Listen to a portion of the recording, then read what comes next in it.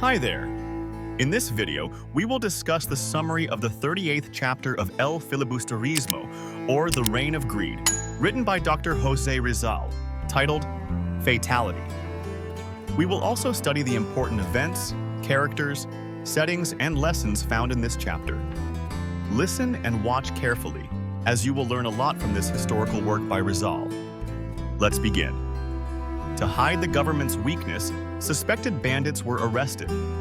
6 or 7 farmers were captured by the civil guards after a series of attacks by Matanglawin in different provinces. The prisoners were forced to walk under the scorching sun, their hands tied, barely clothed, and barefoot. The civil guards, who were also Filipinos, made them suffer under the intense heat. If anyone slowed down or fell, they were beaten with tree branches. The leader of the civil guards, Mauteng, was ruthless in his cruelty toward the prisoners, hurting them to force them to confess to being bandits. During their journey, a soldier named Carolino disagreed with the guards' brutality. He confronted Mauteng, but Mauteng simply replied that since they were all Filipinos, there was no problem in hurting them. Suddenly, bandits attacked the group from the mountains, leading to an exchange of gunfire. Mauteng was shot and killed, and several soldiers were wounded, including their leader. Fearing defeat, the leader ordered the prisoners to be shot so no one would escape.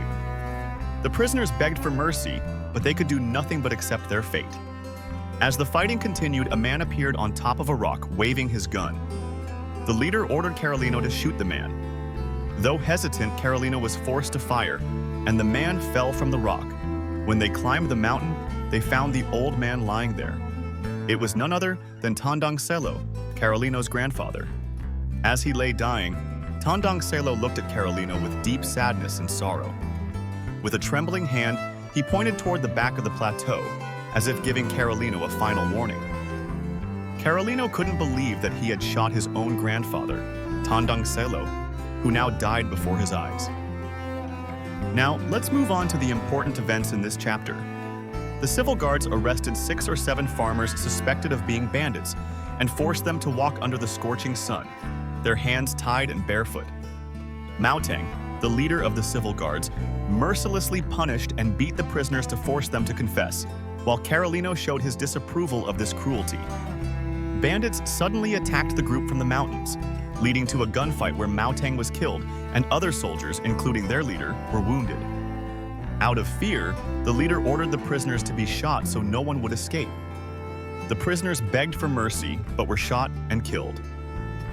During the fight, Carolino was ordered to shoot a man on the mountain. When he succeeded, he discovered he had shot his grandfather, Tandang Selo, who died after leaving Carolino with a sorrowful farewell.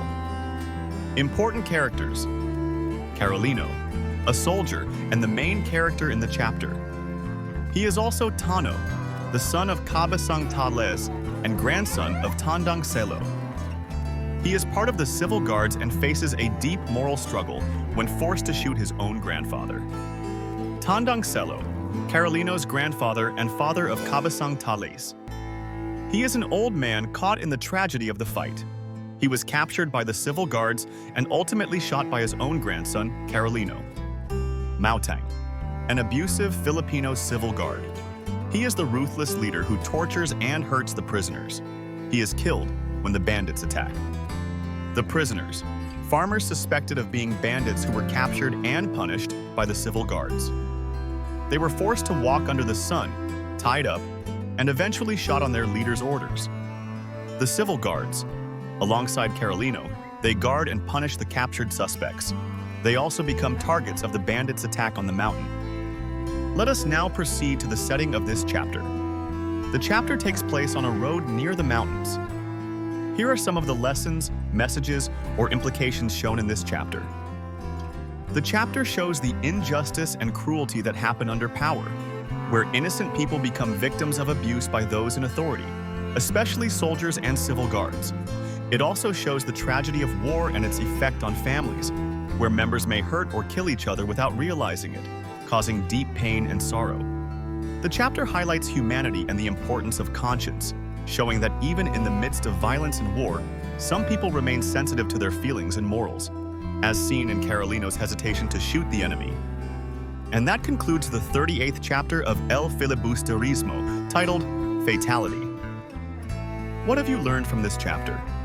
Share your answers in the comments. We also encourage you to like, subscribe, and click the notification bell to stay updated with our future videos. Until next time, thank you for watching.